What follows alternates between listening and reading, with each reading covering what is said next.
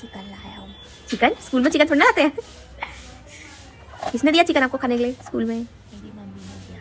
क्यों? और मेरी मम्मी ने ना साथ में ना पराठा भी दिया है ताकि ऐसा ना लगे कि मैं चिकन लाया हूँ। चिकन क्यों लाए हो? स्कूल में बच्चे चिकन थोड़ी ना लाते हैं। मैम 3 मत बोलो, मेरा जोश खुलेगा। क्यों? मारेंगे फिर सब आपको मिलके। फिर मेरे से कोई बात नहीं करेगा तो चिकन लाता है। खाओ फिर चिकन को अपने, खा के दिखाओ। चलो कैसा बना है बताओ हमें। मैम मैं आपके स्टाफ रूम में खा लूँ क्या? नहीं यहीं पे खाओ, बाहर बैठे ना अभी हम, कोई भी नहीं देख रहा है, प्लेग्राउंड में हम। मैम कोई देख तो नहीं लेगा। मैम मैं नहीं खा रहा। क्यों? मेरा दोस्त आ गया ना। मैंने तो खा लिया, तू बता।